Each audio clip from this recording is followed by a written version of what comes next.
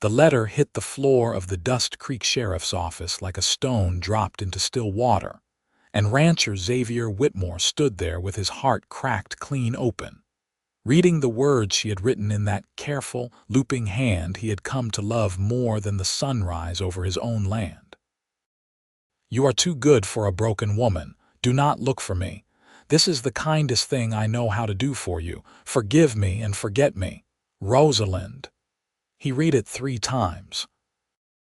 Then he folded it with the precise, deliberate movements of a man trying very hard not to fall apart in a public place, tucked it into the breast pocket of his duster coat, and walked back out into the blazing Arizona heat of 1882 without a word to anyone. He had proposed to her the night before, down by the creek where the cottonwood trees dragged their long fingers through the water. He had gone down on one knee in the dust and the dying light, and she had looked at him with those gray eyes that carried every storm she had ever survived, and something in them had broken so completely that he had not understood it at the time. He had mistaken it for joy. He had been a fool. "Rosalind." He said her name aloud now, standing in the middle of the main street of Dust Creek with the sun hammering his shoulders and the town moving around him like a river around a stone. He said it not as a question, but as a declaration, a promise, the kind a man makes to himself when he has already made his decision and is simply informing the universe. She had a 3-hour head start, maybe 4. He went to get his horse. 3 months earlier, Xavier Whitmore had not been the kind of man who stood in the middle of streets talking to himself. He had been steady, practical, the kind of rancher other men looked to when they needed to know which way the weather was turning or how to settle a boundary dispute without pulling iron. At 31 years old, he owned 400 acres of good cattle land outside of Dust Creek, had a reputation that was solid as the red rock walls of the canyon country, and had managed to avoid the particular chaos that most men in the territory eventually stumbled into. He had come into town on a Tuesday in early June for supplies and mail, and to have a word with the livery man about a horse he was considering buying.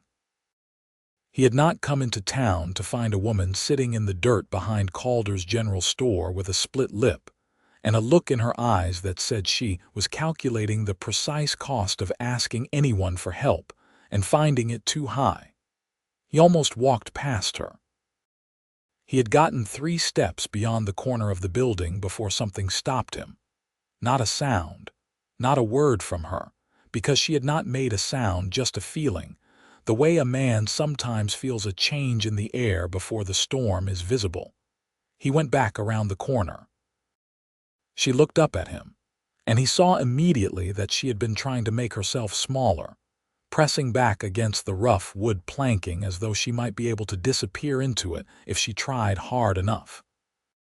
There was dried blood at the corner of her mouth and a bruise forming under her left eye that was going to be significant by morning. She was wearing a calico dress that had seen better years, and she was clutching a small carpet bag to her chest, like it was the last thing she owned in the world. It turned out it was. "Madam," Xavier said, and he kept his voice very quiet and very level, the way he spoke to spooked horses. "I am not going to hurt you, I just want to make sure you are all right." She looked at him with the particular wariness of someone who has been told many lies by many men, and she said nothing. "My name is Xavier Whitmore. I have a ranch about 4 miles east. I am not a dangerous man." He paused. "Can I ask your name?" For a long moment she just looked at him. Then, as though the words cost her something real, she said, Rosalind Graves. Miss Graves. Are you hurt badly enough that you need a doctor?" She shook her head once, sharply, the way people do when they have learned that asking for medical help creates questions they cannot afford to answer. "Is there somewhere I can take you? Someone in town who is expecting you?" Another shake of her head, and this time He saw something in her expression that he would later understand was the look of a person who has arrived at the end of one road and has not yet found the beginning of the next one. Xavier crouched down so he was not towering over her, a thing he had always been careful about because he was a large man, broad through the shoulders, with hands that could span a grown man's face, and he had understood from a young age that size unintentionally communicates threat.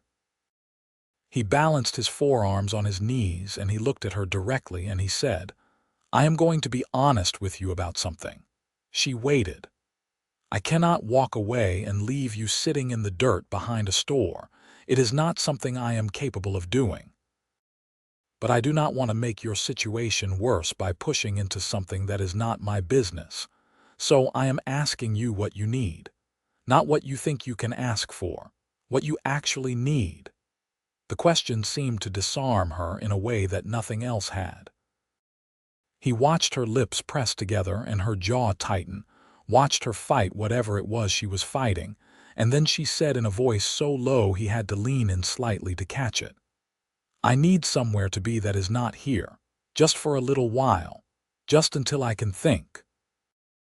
"I can offer you that," Xavier said. He stood slowly and offered her his hand. "My housekeeper, Mrs. Abigail Trent, is at the ranch. She is 60 years old and takes no nonsense from anyone, including me. You will be safe." Rosalind Graves looked at his outstretched hand for what felt like a very long time. Then she took it, and he helped her to her feet, and that was the beginning of everything. The ride out to the Whitmore Ranch was quiet. Xavier had settled her in the wagon rather than on horseback, because he could see the way she held herself, the careful management of pain, and he had not pressed her to talk. He had simply driven, and let the land do what the land often did when given the chance, breathed its enormous patience over everything. The territory in June was a brutal and beautiful thing. The sky was the particular shade of blue that looks painted, deep and saturated all the way to the horizon, and the red and orange rock formations caught the afternoon light and threw it back in shades of gold. The scrub brush and the cactus stood sentinel along the road, and somewhere in the distance a hawk was describing slow, patient circles above something it had decided to wait for. Mrs. Trent met them on the porch, with the expression of a woman who had seen considerable things in her life and was prepared to see more. She was short and sharp-eyed with white hair pinned severely back, and she took one look at Rosalind and then looked at Xavier with a gaze that communicated both questions and their temporary suspension simultaneously. "This is Miss Rosalind Graves," Xavier said. "She needs a room, a meal, and some hot water for her face, in whatever order suits." "Come with me, child," Mrs. Trent said to Rosalind, and there was something in her voice that was neither pity nor mercy but a kind of no-nonsense warmth that was more useful than either. Xavier unsaddled the horses and saw to the wagon and gave Rosalind the evening to herself. He ate supper alone, which was not unusual, and sat on the porch afterward watching the stars arrive one by one over the canyon rim. And he thought about a woman with gray eyes and a split lip who had told him her name like it cost her something. It took Rosalind 3 days before she started talking. It happened at breakfast, of all the unremarkable moments.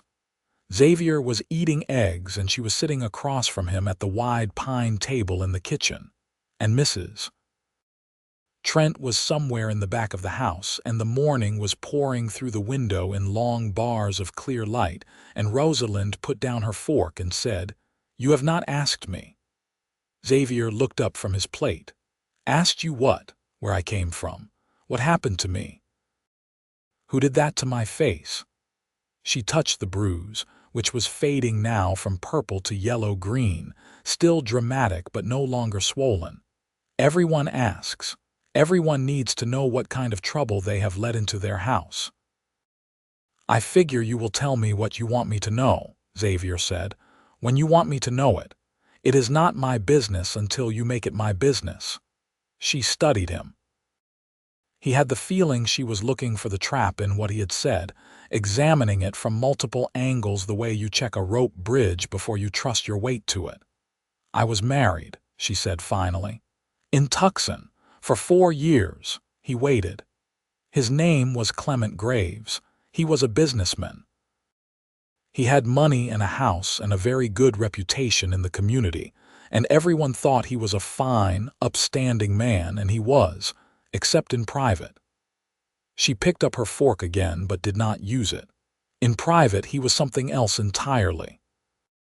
The word she did not say sat in the room between them, as present as anything that was spoken. I left, she said. 4 months ago. I took what I could carry and I left while he was out of the house, and I have been moving since then, staying ahead of him. He found me in Prescott, found me in Maricopa. I was hoping Dust Creek was small enough that he would not bother. She paused. He bothered. He was in town, Xavier said. It was not a question. He left before you found me. He had made his point. Her voice was flat, factual, the tone of someone who has removed themselves from the story they are telling in order to survive the telling of it. He wanted me to understand that there is nowhere I can go where he cannot reach me. That was the message. Xavier was quiet for a moment. Then he said, "Is he likely to come looking for you out here?" "He is likely to come looking for me everywhere," Rosalind said. "That is why I should not stay." "You should stay as long as you need to stay," Xavier said. "I will deal with Clement Graves if he comes to my property." Something shifted in her face, some quick and painful thing, and she said, "You do not know what you are offering." "I know exactly what I am offering," Xavier said. "I have 400 acres and a gun and a reputation in this county that carries some weight, and I am offering all 3 of them to your problem. I am not a man who backs down from a thing he has decided." He looked at her steadily. "You can go if you want to go. I will not stop you. But you do not have to." It was the longest speech he had made to another person in years. Rosalind put her fork down again and looked out the window at the red and gold morning, and something in the rigid line of her shoulders shifted, just slightly, as though she had been carrying a particular weight for so long that she had forgotten what it felt like to set it down for even a moment. "Thank you," she said quietly. "You are welcome," Xavier said, and they finished breakfast. She stayed. In the weeks that followed, the ranch became a shared world in ways that neither of them had anticipated or planned for. Rosalind, it turned out, was not a woman who could remain still for long. She was restless and capable and sharp, and by the end of her first full week, she had reorganized Mrs. Trent's pantry, repaired 2 sections of fence that had been half-heartedly mended and needed proper attention, and had begun helping with the horses in the morning in a way that made it clear she had grown up around animals. "Where did you learn to handle horses?" Xavier asked one morning, watching her work with a young roan gelding that had been giving everyone trouble. "My father's farm," she said. "In Colorado. I grew up near Pueblo." She ran her hand along the gelding's neck with the patient, rhythmic confidence of long practice. "We had cattle and horses both. I learned everything on the land and I liked it. I liked knowing how things worked. And then you went to Tucson." "And then I went to Tucson," she said, and the lightness that had been in her voice a moment before was replaced by something quieter. "I thought the city was the next thing, the better thing." A pause. "I was 22 and I thought I knew what I was choosing." Xavier thought about the kind of man who could present himself as something fine and decent to the world while being something entirely different in his own house. He thought about the particular cruelty of that kind of deception, the way it worked against the person being deceived by making them doubt what they had seen and felt and survived. "It was not your fault," he said. "What happened?" Rosalind's hands went still for a moment on the gelding's neck. Then she began moving again, and she said without turning to look at him, "People say that. I have found it does not always land the way they mean it to." "I know," Xavier said. "I am saying it anyway." She turned then and looked at him with those gray eyes, and the morning light was hitting the side of her face and turning her profile into something almost architectural, strong-lined and specific. He thought that he had never in his life seen a person who looked so precisely like themselves, so exactly and entirely like one particular human being, and no other. He went back to mending the bridle he had been working on before the conversation started, and he did not say anything else, and she went back to the roan, and the morning continued around them, unhurried and full of light. The trouble with Clement Graves arrived on a Wednesday in late July, though in truth it had been building for weeks in smaller signals that Xavier had been tracking the way you track weather.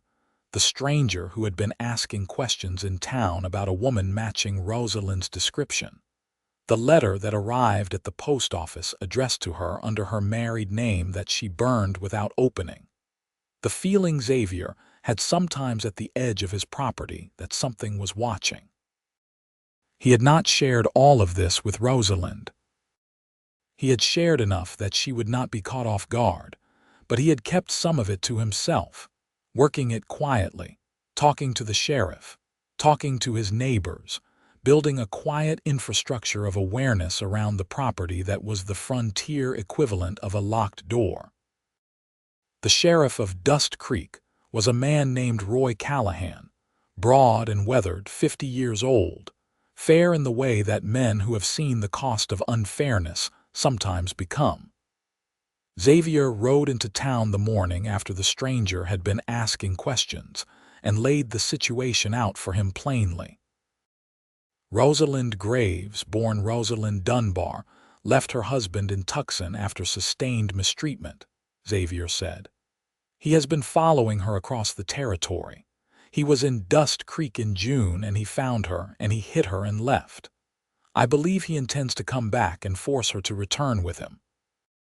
Callahan was quiet for a moment, and Xavier knew what he was thinking because it was the thing the law always had to think about, which was that a wife, in the eyes of 1882 law, was still in many essential ways the legal property of her husband, and the mechanisms for protecting her from him were limited and not always willing to be used.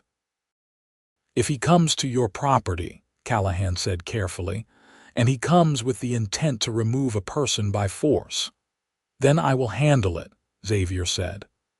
"I was going to say, then you send someone to fetch me and I will come out," Callahan said. "I may not be able to stop him from making her go back to him, Xavier.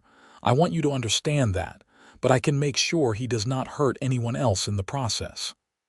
"That is something," Xavier said. "It is what I have got," Callahan said. Clement Graves arrived on a Wednesday afternoon with a man Xavier did not recognize, which meant he had hired someone, which told Xavier something useful about both his resources and his intentions. They came up the road to the ranch house on horseback, and Xavier was already standing on the porch when they arrived, having had the advantage of seeing them coming for the better part of a mile across the flat. Clement Graves was a man who had the look of someone who had always been handsome and knew it, and had used it as a tool. He was perhaps 40, well dressed for the territory, with dark hair and eyes that were the color of something cold and flat and specific. He looked at Xavier with the expression of a man who considered the world to be an arrangement of obstacles placed between him and what he wanted. "I am looking for my wife," Graves said, without preamble or greeting. "Rosalind Graves. I have information that she is at this property." "She is not your wife in any way that matters," Xavier said. "And she is not your wife in ways that matter to me." Graves's expression did not change in any large way, but something behind his eyes sharpened. "Under the law of the territory of Arizona, she is exactly my wife." We were married in Tucson 4 years ago and there has been no divorce." "Has she filed?" Xavier asked, though he already knew the answer because he had quietly sent a letter to a lawyer in Tucson 2 weeks earlier, a flicker of something in Graves's face. "That is not your concern." "I am making it my concern," Xavier said. "You should understand something about this situation, Mr. Graves. You are on my land. This is my house. You have not been invited to either. And if you attempt to enter my house, or to remove anyone from my property by force, you will find that I have already spoken to Sheriff Callahan, and that he has a particular interest in any disturbance that might occur here today." Graves looked at him for a long moment. He was calculating, Xavier could see it, running the numbers of risk and outcome. He said, "I just want to speak to my wife. She does not want to speak to you. How would you know what she wants?" And there it was, the genuine contempt underneath the civil surface, the dark belief that her wanting or not wanting was simply irrelevant information. "Because she told me," Xavier said, plainly and clearly. Rosalind appeared in the doorway behind him. He had told her that morning that Graves was likely coming soon, had asked her what she wanted him to do, and she had said, without much hesitation, "Stand between us," and he had said he would. She stood in the doorway now, and she looked at her husband with the expression of a person who has finally, after great effort, stopped being afraid of the thing that frightened them. It was not that she was unafraid. Xavier could feel the effort of her standing there, but she was standing. "Clement," she said, "I am not coming back." "Rosalind," Graves said, and his voice changed, became something softer and more dangerous, the voice of someone who knows how to manage a situation. "You do not understand. I understand everything," she said. "I have had 4 months to understand everything very clearly. I am not coming back. I am filing for divorce. The lawyer in Tucson has already been contacted." This last was a small lie, or nearly a lie. She had not yet sent the letter herself, but she knew about Xavier's inquiry and had decided in the moment to make it a fact. "You should leave." The silence stretched out over the afternoon heat. The man Graves had brought with him had not moved or spoken, and Xavier kept him in his peripheral vision at all times, watching for the moment a hand went toward iron, which was the moment everything would change. The moment did not come. Graves looked from Rosalind to Xavier and back again, and something in his face settled into a cold, controlled fury that was actually more frightening than anger would have been, because it was the fury of a man who has not given up but is choosing when and where to spend it. "This is not over," he said. "It is over for today," Xavier said. "I recommend you make it over permanently."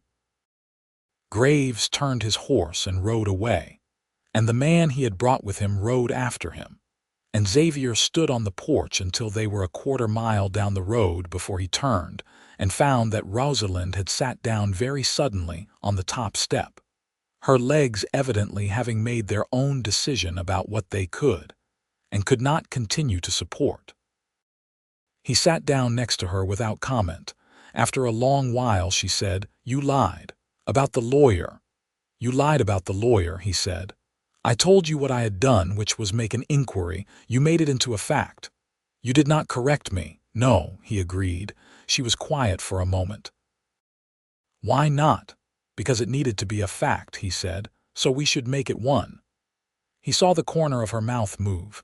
It was not quite a smile, but it was the relative of one. "We," she repeated very softly, as if testing the weight of the word. "Unless you would prefer I stay out of your business entirely," he said. "Which I can do." "You are already in my business," she said. "You have been in my business since the moment you came back around the corner of Calder's store." "I suppose I have," he said. They sat together on the porch steps in the long afternoon light, and after a while Mrs. Trent brought coffee, and nobody said anything else about Clement Graves or lawyers or what happened next, and the hawk Xavier had been watching in the distance finally dove and rose again, and life continued its enormous, unhurried progress. He paid the fee himself, which Rosalind discovered when the letter came with the full accounting, and she confronted him about it in the kitchen with the particular directness that had been emerging in her over the past weeks, as she became more certain that the ground under her was solid. "You paid Howard Park," she said. "I did," Xavier said. He was at the kitchen table with a horse ledger open in front of him, and he did not pretend to be doing something else. "That is a considerable amount of money," she said. "It is," he agreed. "Xavier." She sat down across from him, the accounting letter in her hand. "You cannot." "I already did," he said. "The payment is sent." "Why?" she demanded, and her voice had gone from confrontational to something rower, something less armored, because she had not been expecting this and did not know how to manage it. She was good at managing things she had expected. It was the unexpected kindness she had not yet learned to hold. Xavier closed the ledger and looked at her and said carefully, "Because you should not have to be trapped in a marriage to a man like that because you cannot afford the cost of leaving. That is wrong, and I am in a position to make it less wrong. You do not owe me anything," she said. "No," he agreed. "I am not doing it because I owe you something." The silence that followed was the kind that is full of things being understood without being spoken. Rosalind looked at the letter in her hands, and then she looked at him, and he watched her absorb what he was and was not saying, and then she folded the letter very neatly and set it on the table. "This is going to take time," she said finally, meaning the divorce, meaning all of it. "He will fight it. Howard Park says 9 months to a year if Graves is difficult about it. Clement Graves is always difficult about everything," she said, with the deep, weary certainty of someone who has lived with the truth of that for 4 years. "Then we planned for a year," Xavier said, and he opened the ledger again, and Rosalind stayed at the table, and after a moment she asked him what the ledger was for, and he explained the cattle accounting system he used. And somehow they spent the next 2 hours talking about horses and cattle and the economics of running land in the territory. And neither of them mentioned lawyers or divorce or Clement Graves again for the rest of the day. The thing that was between them grew slowly and without announcement, the way rivers grow, not from a single source but from 1,000 smaller tributaries, each one slight and perhaps forgettable on its own but accumulating, deepening, finding the shape of the land and following it. It was in the early mornings when they both tended to be up before Mrs. Trent, and would drink their first coffee on the porch in the dark before the sun came, rarely talking much, just being present in the same space in a way that had moved beyond companionable into something more necessary. It was in the evenings when he read to her sometimes from the newspaper, or from the single shelf of books he kept in the front room, a battered copy of the works of Tennyson, a natural history of the Southwest, 2 novels, and she would sit across from him with her mending and listen in a way that made reading aloud feel different from how it had ever felt before, like the words were going somewhere specific instead of just into the air. It was in the afternoon in late August when a thunderstorm came up fast and violent over the mesa, and they both ran for the barn to get the horses settled and were caught inside for an hour while the rain came down in sheets, and the lightning turned the dark afternoon to brilliant white every few seconds, and they stood side by side watching it through the barn door, and at some point Rosalind said, almost to herself, "I used to be afraid of storms." "What changed?" he asked. She was quiet for a moment watching the lightning. "I think," she said slowly, "I was inside for most of the worst ones. Now I can see them coming from a long way off." He looked at her profile in the storm light and felt something move in his chest that he had no name for, that was adequate, that was precisely sized to the feeling. He looked back out at the rain before she could catch him looking. It was in the Saturday of late September when they rode out to the far edge of the property to check on a section of fence, and they were 4 miles from the house, and the silence of the land was complete and enormous around them. Just the creak of saddle leather and the occasional snort of a horse and the wind in the dry grass.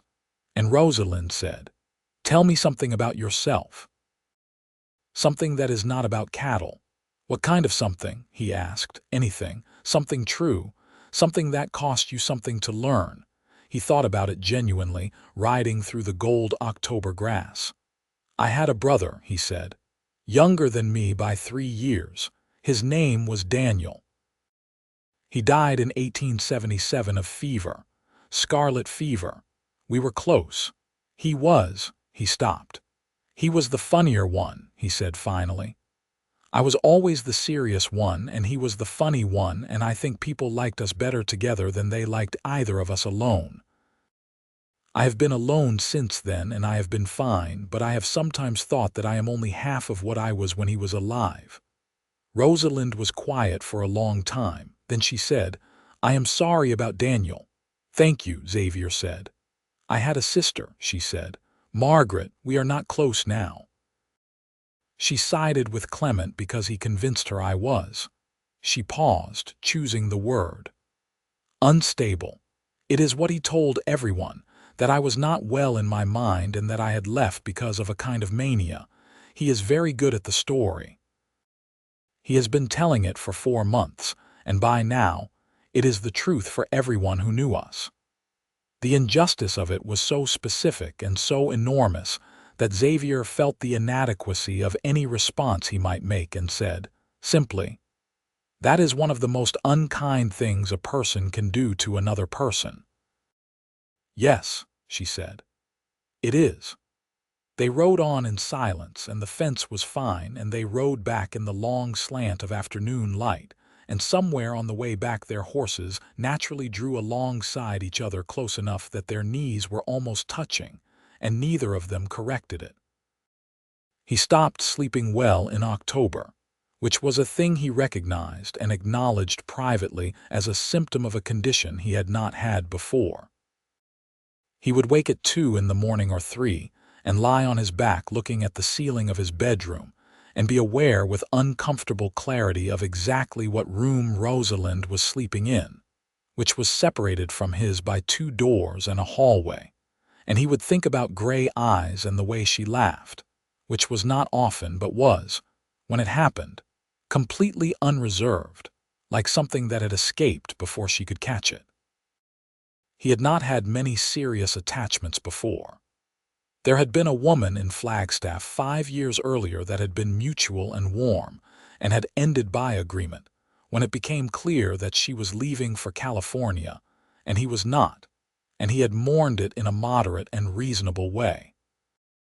There had been nothing since then, except the occasional connection in town, that he did not allow himself to think about in any detail. He had concluded, in a practical and unsentimental way, that he was probably not a man who inspired the kind of passionate devotion that novels described, that he was better suited to the quiet long-term variety of partnership that he had seen in a few of the older ranching couples in the county, and that this was fine. What he was feeling about Rosalind Graves was not the quiet long-term variety of anything. It was specific and enormous and slightly alarming, and it had been building since approximately the moment she had looked at him over the kitchen table with the accounting letter in her hands, and he had watched her trying to figure out what to do with an unexpected kindness. He did not act on it. She was in the middle of a legal proceeding that would not be resolved for months. She was recovering from 4 years of damage that had been inflicted deliberately by someone who had used the fact of her trust against her. She was on his property because she needed somewhere safe to be, and he was not going to complicate that for her. He was simply not going to do it. He was also, he admitted to himself at about 3 in the morning one Thursday in October, doing an increasingly poor job of pretending that he was not thinking about it. In November, a letter came from Howard Park in Tucson with an update on the proceedings. Clement Graves had indeed contested the divorce filing on the grounds that Rosalind was legally incapable of making the decision. The instability narrative, exactly as she had predicted. And Park had responded with 2 affidavits from physicians in Tucson who had no connection to Graves and who had spoken with Rosalind and had found her to be entirely of sound mind and body, which was a legal maneuver Park was clearly proud of. The divorce was still likely 8 months away, but the trajectory was positive. Rosalind read the letter at breakfast, and then set it aside and ate the rest of her meal in what Xavier was learning to identify as her processing silence. The quiet that meant she was taking something apart and looking at it from all the angles before she decided how to feel about it. Park says 8 months, she said eventually. Roughly, Xavier said. 8 months and then I am, she paused. I have been Rosalind Graves for 4 years, legally, on paper. Before that, I was Rosalind Dunbar for 22 years. She looked at the letter. I think I would like to be Rosalind Dunbar again when it is over. That seems right, Xavier said. She looked at him. And then what? She said. It was a genuine question, the first time she had allowed herself to ask it out loud, he thought, and it carried the weight of all the months she had not been asking it. And then, whatever you want, he said. You could stay. You could go. You could go to Colorado and be near where you grew up. You could do anything, he paused. Whatever you choose, you will have the means to do it. I have been setting aside, Xavier, she said, and her voice had gone tight. I am not offering charity, he said. I am offering what I should have offered 4 months ago when you came to stay, which is wages for the work you have been doing on this property, because you have been working for months without payment, and that is not right. She stared at him. I am a guest. You are not a guest anymore, he said. A guest does not repair fence lines and gentle, unruly horses and help organize the supply ledger. You have been working. I should have been paying you. That is a debt I have to make right. She was very still for a moment. Then she said, You are a very unusual man. I am a practical one, he said. Those are not the same thing, she said, and there was that escaped laugh again, sudden and completely unguarded, and Xavier looked down at his plate and felt the warmth of it in his chest like something physical. December came in cold and clear, the kind of desert winter that was bright and sharp-aired in the days and plunged to bitter cold at night, and the ranch contracted inward around its fires and its warmth. They spent more evenings in the front room, and Xavier read more, and Rosalind had acquired 2 books of her own from the general store and would trade them with him, and Mrs. Trent would sometimes sit with them and sometimes go to bed early, and the evenings had the quality of something so comfortable it was easy to forget to be careful about it. On a night in mid-December, Xavier was reading and Rosalind was not reading but looking at the fire, which she did sometimes when she was thinking about something. After a long while she said, Can I ask you something?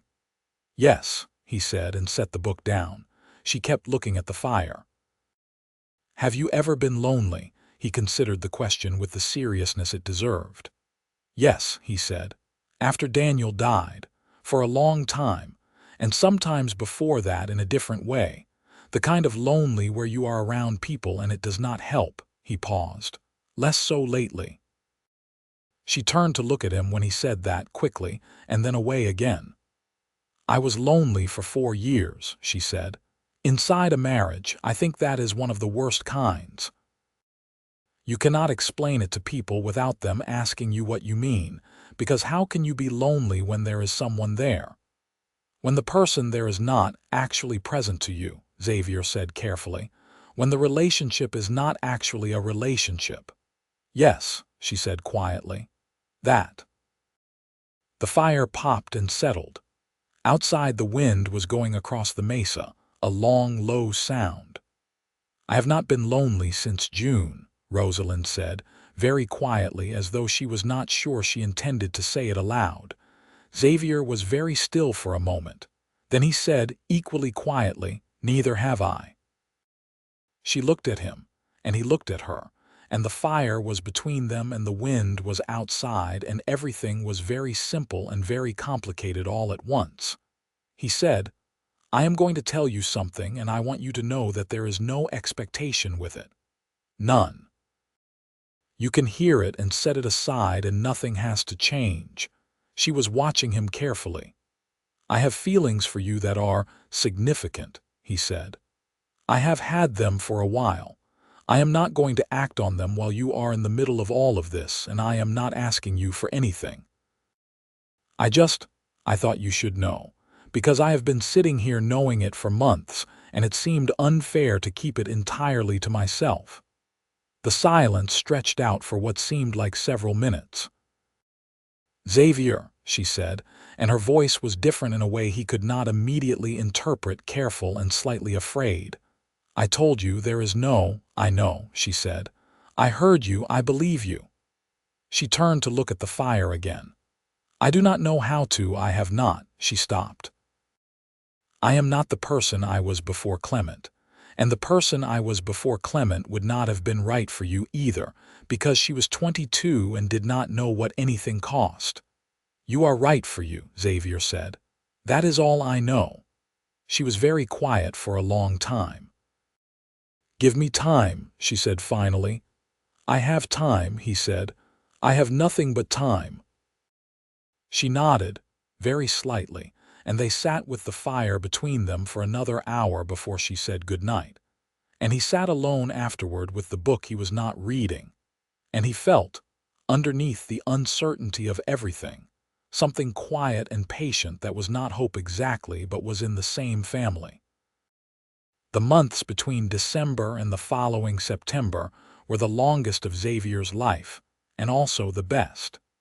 He had not known those two things could be the same, had always assumed that the best times moved quickly, that it was the difficult ones that stretched. But this was a long richness, a slow abundance, the kind of time that expands to hold everything that is put into it. Rosalind healed in ways that were not linear and not announced, that sometimes looked like progress and sometimes looked like setback. And Xavier watched it without comment and without pressure, and he learned that what she needed most was exactly what he was most capable of giving, which was steadiness. Not the steadiness of someone who has no emotion, but the steadiness of someone who has emotions and manages them, who is present without being overwhelming, who shows up the same way every morning regardless of what the previous day had cost. Mrs. Trent noticed things that Xavier was careful not to notice, and she held them with the particular satisfaction of an older woman who has lived long enough to appreciate a slow love story. She said nothing directly, but she found reasons to leave them alone in rooms together, and she occasionally cooked things that required two people to properly manage. And once, when Rosalind was in the barn and Xavier had been standing at the kitchen window for longer than was strictly necessary, she said, very dryly from behind him, "The fence on the north side needs mending," and Xavier had gone to mend the fence. He said, "You love this." "I do," she said, looking at the calf. "I had forgotten I did." She looked at him. "That has been happening a lot lately, remembering that I used to love things." "What else?" he asked. "Reading," she said. "Being outside, making things work that are not working." "Coffee in the dark before anyone else is up." A pause. "Laughing." "You have been doing more of that," he said. "The laughing." "I know," she said. "You do not have to look so pleased with yourself about it." "I am not looking pleased with myself," he said. "You are," she said. "You are doing the thing you do when something has gone well and you do not want to say so." "I do not have a thing," he said. "You absolutely have a thing," she said, and laughed again. And the calf made a startled sound at the noise, and then they were both laughing quietly in the lamplight of the barn with the new life blinking at them. And Xavier thought that if he could stop time anywhere it would be here, in this exact moment, in this ordinary, extraordinary barn, with straw on the floor and a new calf in the world and Rosalind Graves laughing. In April a letter came that was not from Howard Park but from Rosalind's sister Margaret, and it was the first contact in nearly a year, and Rosalind read it twice before she told Xavier what was in it. Margaret had heard, through channels she did not specify, that Rosalind had filed for divorce. She had heard Clement's version of events for months and had believed it, or had chosen to believe it, or had needed to believe it because the alternative was too difficult. And now, she wrote, she was not certain she had been right. She was not asking forgiveness, which was honest at least. She was just saying she wanted to understand. "What do you want to do?" Xavier asked. "I do not know yet," Rosalind said. "She is still my sister. She failed me in a way that was real and that hurt." She folded the letter. "I do not think you can simply want the good parts of a person and refuse the complicated ones. I think you have to take the whole person or not." "That seems right," Xavier said.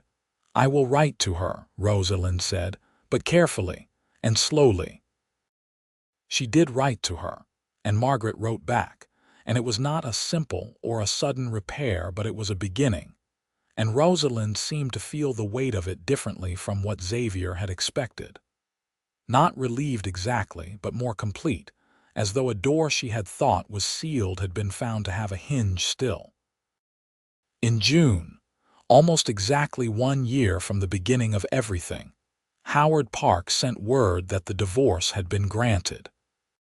Clement Graves had exhausted his legal arguments, and 2 judges had found them without merit, and Rosalind Dunbar, that was the name on the documents, her name, her original name, was free, legally and completely, of any claim he had made or could make. Xavier was at the far fence when Mrs. Trent rode out to tell him, which was unusual enough that he knew before she reached him that something significant had happened. He read the letter sitting on his horse in the June sun, and then he folded it and rode back to the ranch house, and Rosalind was sitting on the porch steps with the copy of the documents in her hands, and she looked up when he came into the yard. He got off his horse and tied it to the rail and walked to the porch, and she stood up and they looked at each other. "How does it feel?" he asked. She considered this genuinely. "Like the first day of something," she said. "Not the last day, the first day." "That is a good way for it to feel," he said. She looked at the documents in her hand and then at him. "Xavier," she said. "Yes," he said. "I have been thinking," she said, "for a long time, about what you said in December." She stopped. "About what I have been feeling since considerably before December, which is a thing I was not ready to say then." He waited. "I am not the same person who arrived here a year ago," she said. "I know that. I know how much of what I feel now is connected to what you have, to what you gave me this year, which was not just a place to be safe, which was itself more than I had any right to expect, but also, you showed me what it looks like when someone is simply consistent. When they simply keep showing up the same way every day without an agenda." She paused. "I have been afraid that what I feel toward you is gratitude disguised as something bigger.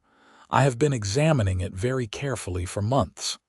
And," he said, and his voice was steady, though the thing in his chest was not. "And it is not gratitude," she said. "Or it is not only gratitude. Gratitude does not make me want to read you poems when I find good ones. Gratitude does not make me notice every morning whether you are in a good mood or a difficult one and care about the answer." She met his eyes. "Gratitude does not make me want to spend the rest of my life on this ridiculous, beautiful piece of land with this ridiculous, infuriating man who pays lawyers without asking permission and mends fences at 3 in the morning because he cannot sleep. "I mend fences in the afternoon," he said. "You have mended fences at 3 in the morning," she said. "I have seen you." "Once," he said. "That was once." "Xavier," she said with great patience, "stop arguing with me and tell me if you still—" "Yes," he said. "Absolutely yes, without question." She looked at him for a moment with something in her eyes that was not performance and was not management, and was not the overlay of fear or the calculation of cost. It was just her, entirely and without reservation, and it was the most remarkable thing he had ever seen in his life. He took a step toward her, and she did not step back. He put his hand against her jaw, careful and deliberate, and she turned her face slightly into his hand. And the world was very large and very still around them, and he kissed her slowly. And she kissed him back, and it was the first day of something, exactly as she had said. Trent had practically herded them out the door. He went to one knee in the dust and the dying light, and she looked at him with those gray eyes that carried every storm she had ever survived. And they were full of storms still, the old ones and possibly some new ones, because that was the nature of a life genuinely lived.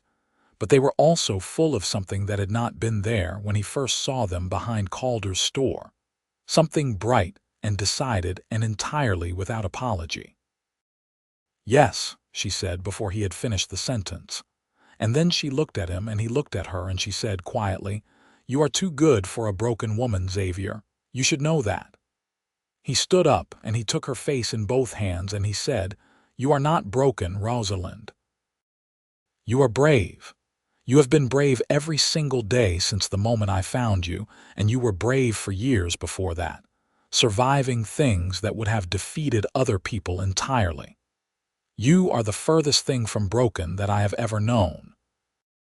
She looked at him for a long, full moment, and then she wrapped her hands around his wrists, the wrists he had put on either side of her face, and held them there. "I am working on believing that," she said. "I know," he said. "I will keep saying it until you do."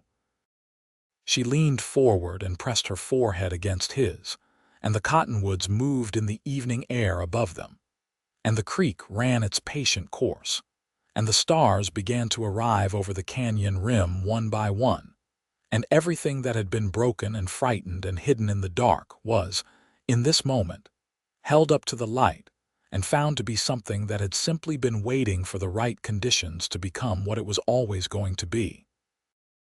The letter that had hit the floor of the sheriff's office the following morning was not, as it turned out, the end of the story. It was the crisis that stories require, the moment when everything that has been building meets the deepest fear and must either collapse or survive. Xavier had found it when he came into town for the marriage license, because that was what he was doing when Rosalind was leaving. He was at the county office, filling out the paperwork for the license, thinking about which suit he would wear and whether Mrs. Trent would be offended if he asked her to arrange something for the wedding breakfast.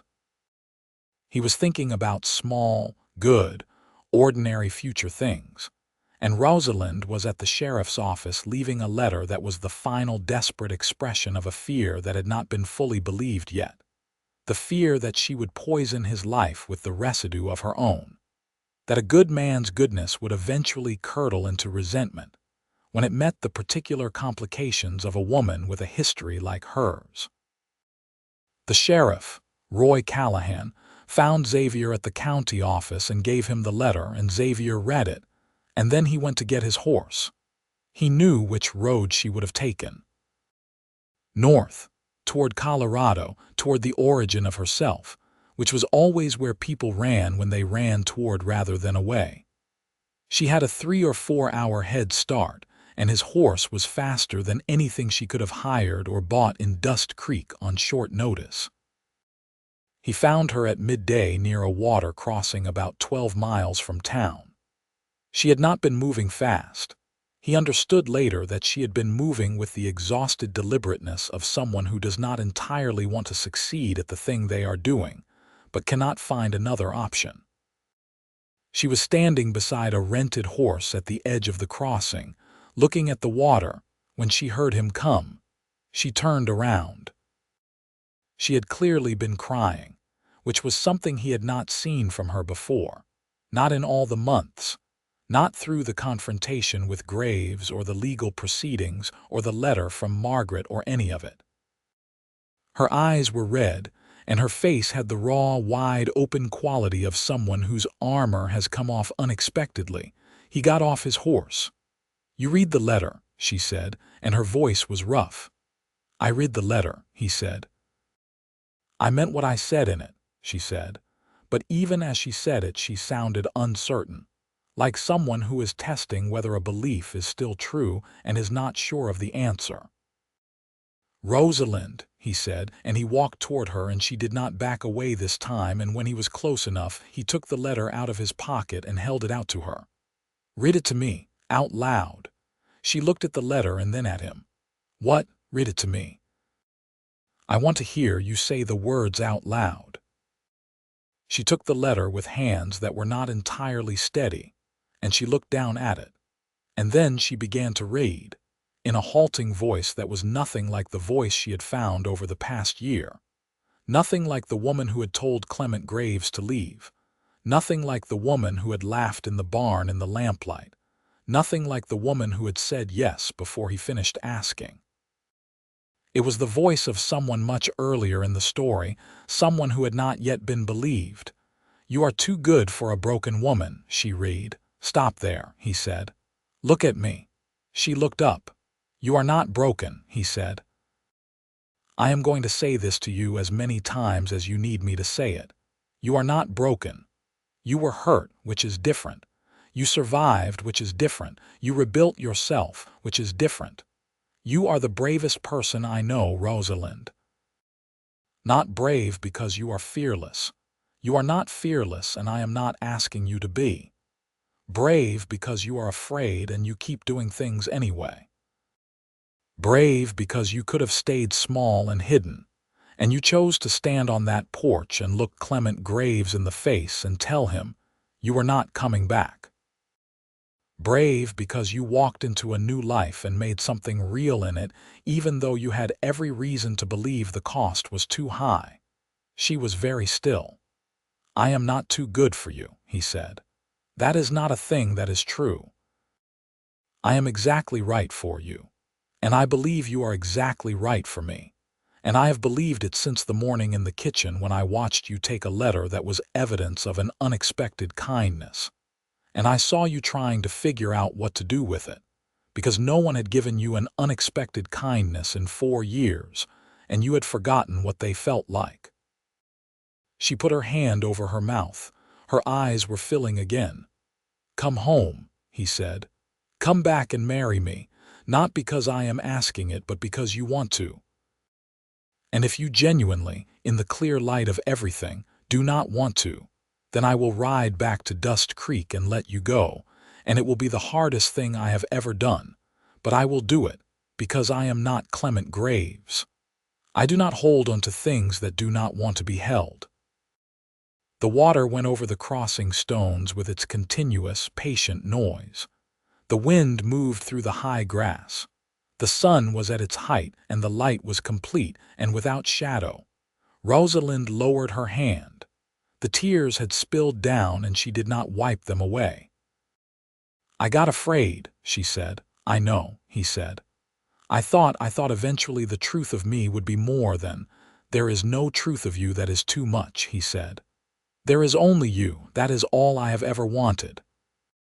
She looked at him for a very long time, and he watched her do what she had always done, which was take the thing apart and look at it from every angle, examine it for traps and false floors and hidden costs. And he watched the moment when she found none, when the examination was complete and the verdict came in, and she stepped forward and put her arms around him with the particular fierceness of someone who has made a final decision and means to live by it. He held her with both arms, large and steady and certain, and the horses stood quietly near the water, and everything that had been heading toward this moment for a year and a half arrived at it, and settled. They rode back to Dust Creek together, and they were married 2 weeks later in the late afternoon in the front room of the ranch house, with Roy Callahan as witness and Mrs. Trent in the best dress she owned, and Howard Park, who had driven up from Tucson because he had heard about the wedding and felt, he said, that he had some investment in the outcome. Rosalind wore a dress she had made herself from fabric she had chosen in town, a blue that was almost gray, the color of her eyes in certain lights, and Xavier wore his good suit and the silver buckled belt his father had given him, and they were married by the circuit preacher who came through Dust Creek every 6 weeks, and they said their vows simply and directly, and meant every word. Mrs. Trent cried, which she would deny afterward if pressed. In the fall of 1884, their son was born. They named him Daniel, for the brother Xavier had lost and remembered, and the name sat on the baby with the rightness of something that had been waiting.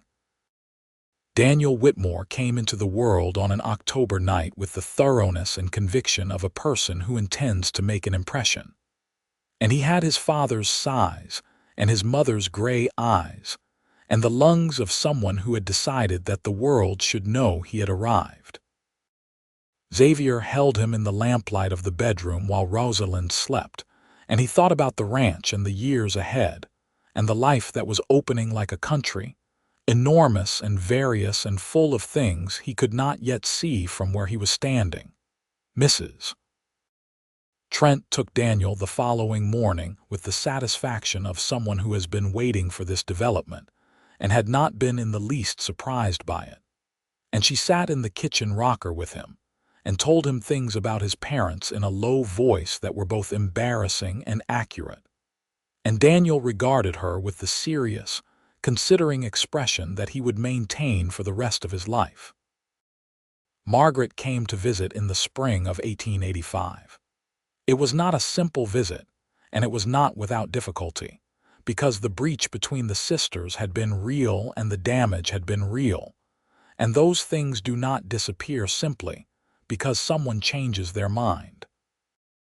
But Rosalind had decided that she was capable of accepting an imperfect repair, that the whole person who was her sister was worth more to her than the distance, and she had written and said so, and Margaret had come. They spent 3 days in a kind of careful, honest conversation that Xavier largely absented himself from, understanding that it was not his territory, and at the end of it, the sisters were not what they had been before, because you cannot go back to before, but they were something real and present and capable of growth. Margaret looked at Xavier before she left and she said, "Thank you for looking after her," and Xavier said, "She looked after herself. I just gave her somewhere to do it," which was the most accurate thing he knew how to say. In the summer of 1887, a second child arrived, a daughter they named Clara. She came into the world with the same thoroughness as her brother and promptly organized the household according to her own preferences, a tendency she maintained. The ranch expanded over those years in the natural way of things that are well tended, and Xavier took on 2 full ranch hands, and Rosalind ran the accounting for the operation with the precision and intelligence she had always had, and had simply lacked the context to apply. She also, on quiet afternoons, wrote letters to women in the territory who were in the situation she had been in, practical letters full of information about lawyers and resources and legal options, because the injustice of it was still there, the way the law made it so difficult for women to leave situations that were harming them, and she could not fix the law, but she could tell women what she knew. Xavier knew about the letters. He never said anything about them directly, but sometimes in the evenings he would add information to her supply of it. A lawyer's name in Prescott that Roy Callahan had mentioned, a judge in Tucson that Park had said was fair, the address of a women's charity organization in Phoenix that had recently been established. He would simply leave the information somewhere she would find it, and she would find it and use it. And they never discussed it directly because they did not need to. She trusted herself, Xavier said. She did, Callahan agreed, but it helps to have the right conditions. Not broken, she thought. Brave. She had not entirely believed it when Xavier first said it, that afternoon by the creek crossing when she had been trying to leave and he had come after her and said the things that needed to be said. She had wanted to believe it. She had understood the argument for it. But the full believing had taken longer, had been built slowly out of evidence and experience, out of mornings and evenings, and the accumulated weight of ordinary days lived without fear. She believed it now. She had believed it for some time, in fact, and she had noticed the specific moment it had shifted from something she hoped into something she knew, which had been an unremarkable Tuesday in the spring of 1886. When she had looked at herself in the small mirror above the wash basin and thought, with no particular ceremony, that she recognized the person looking back at her, and that she was glad. She went out to the porch and sat in the chair beside Xavier's and accepted the glass of very good whiskey that Callahan poured for her, and she looked out over the land in the autumn dark and thought that the country was enormous, and the night was enormous, and the life inside those two enormous things was smaller but no less vast, and she was grateful down to the bone for every piece of it. Daniel, at 5 years old, was his father's son in almost every way except the laugh, which was his mother's, sudden and unguarded and completely itself. Clara, at 2, was her own person from the first morning, and had opinions about breakfast that she communicated clearly and immediately. The ranch went on in its seasonal rhythms, demanding and satisfying in equal measure. The land held its ancient patience around them, the red rock and the wide sky and the enormous light that came down like a gift every morning. On a morning in the spring of 1890, Rosalind told Xavier over breakfast that a third child was on the way, and he put his coffee cup down very carefully and looked at her with the look he had. Not the pleased look she had teased him about once, but something deeper and more complete than that, and said, "Good." She laughed. "Just good, wonderful," he said. "Extraordinary, the best news of the morning." "The bar for the best news of the morning in this house is not very high," she said. Daniel's first sentence at breakfast was that Clara had eaten his biscuit. She had eaten his biscuit, Xavier said. She had, Rosalind agreed. She will do it again. He reached across the table and put his hand over hers, large and warm and completely familiar, and she turned her hand over under his and held it. "Rosalind," he said. "Xavier," she said. "I love you," he said. "I know I say it, but I mean it differently every time. It means something different in the morning than it does in the evening, and something different in June than in January, and I do not think I will run out of ways to mean it." She looked at him with the gray eyes that had seen everything and had come to rest here in this kitchen, at this table, with this man, and she said, "I know. I love you the same way. Every day I find a new way to mean it." Outside the window, the ranch morning was beginning its familiar preparations. The horses in the far pen were moving. The light was coming up gold and clear over the canyon rim. Somewhere beyond the north fence line, a meadowlark was making its business known to the surrounding area with great insistence. And in the rooms above them, their children were beginning to stir toward the day with the energy of the very young who have no reason to delay anything. Mrs. Trent arrived in the kitchen and assessed the scene with the practiced efficiency of a woman who has been managing a household for years, and has developed strong opinions about romantic conversations interfering with breakfast preparation. And she set a pan on the stove and said, without looking up, "The biscuits will be ready in 20 minutes, and I have already separated the children's portions." Xavier and Rosalind exchanged a look across the table. She heard everything, Rosalind said. She always hears everything, Xavier said. I am 68 years old, Mrs. Trent said pleasantly, from the direction of the stove. And I have earned the right to know what is happening in my own kitchen. The third child, a son, arrived in the autumn of 1890 and was named James, for Rosalind's father, and he came into the world with the calm, considering expression that suggested he had already reviewed the available information and found it interesting. He had the Whitmore build and the Dunbar coloring, which Daniel said was exactly like Papa but with Mom as face, which was accurate enough to delight everyone. The years of the 1890s moved with the particular quality of years in which people are genuinely happy, full and warm and not uneventful, because nothing in the territory was ever entirely without event, but undergirded with a stability that made the events manageable, even the difficult ones.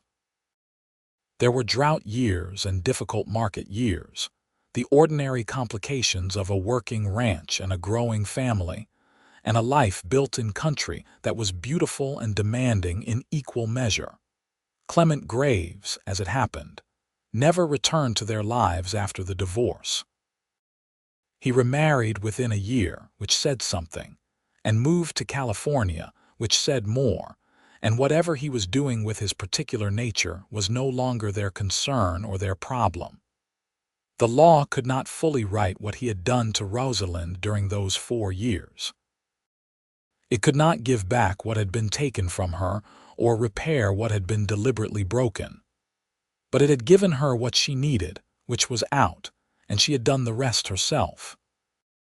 In 1895, when Daniel was 11 and Clara was 8 and James was 5, Rosalind received a letter from a woman in Flagstaff who had found her through the network of correspondence that had been quietly building for years. A woman in a situation very like the one Rosalind had been in, and the letter asked for advice and information. Rosalind spent an entire evening writing back. Not just practical information, but something more than that. The kind of thing she would have wanted someone to write to her in the summer of 1882, sitting behind Calder's General Store with dried blood at the corner of her mouth, and no road she could see forward. Xavier came in from the porch and found her still at the desk at 10 o'clock, writing by lamplight, and he looked over her shoulder at the pages she had filled and he said, "Shall I make coffee, please?" she said.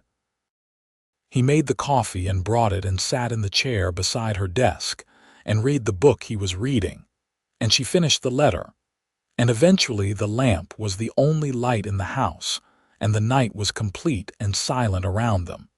And they were, without ceremony or announcement, exactly where they were supposed to be. She sealed the letter and looked at him. "I was thinking," she said, "that what you said to me that afternoon at the crossing, it was the thing I needed, someone saying it and meaning it and being willing to say it again if I needed to hear it again." "I meant it," he said. "I still mean it." "I know," she said. "That is what I am trying to tell this woman, that the most important thing is to find the people who will mean what they say." She looked at the sealed envelope. "It is not always a romantic partner. Sometimes it is a lawyer. Sometimes it is a sheriff who shows up when he said he would. Sometimes it is an old woman with strong opinions about breakfast." "She would be very pleased to hear herself described that way," Xavier said. "She would," Rosalind agreed and smiled. "But for me it was you. You were the thing that made the difference. You would have found your way regardless," he said. "Perhaps," she said, "but not to here, not to this specific life, this specific happiness." She looked at him, and her eyes were the gray of everything she had come through and everything she had found on the other side, and she said, "I am glad you came back around the corner of that store, Xavier." "I am glad I could not walk past," he said. "I never could have walked past." She had called herself broken once on a night when the fear had been bigger than the hope. He had said, "You are not broken, you are brave." And the years had proven him right. Not because time heals things automatically, not because the past loses its weight simply by being past, but because she had done the work of it, had chosen every day to live forward instead of backward, to allow the good things their full weight instead of discounting them against the difficult ones. She was not broken, she was brave. She had the proof of it in the life around her, in every morning and every evening, in the man who had gone to get his horse when he found her letter, who had ridden 12 miles to say the thing that needed saying and mean it, who had been saying it again in 1,000 quiet ways every day since. The cottonwood trees at the creek still dragged their long fingers through the water. The canyon rim still caught the first light and turned it gold. The territory was beautiful and enormous and brutal and full of life. And in a ranch house 4 miles east of Dust Creek, Arizona, the lamps were lit and the windows were warm. And inside that warmth was everything that had been built from a moment of impossible ordinary courage. A woman deciding, against all evidence and all expectation, that she might trust the hand being offered to her. She had taken it, and the life that had grown from that single decision was still growing, still reaching, still adding its rings in the quiet and the years, as real and as rooted as anything that had ever taken hold in the red and patient earth of the American West.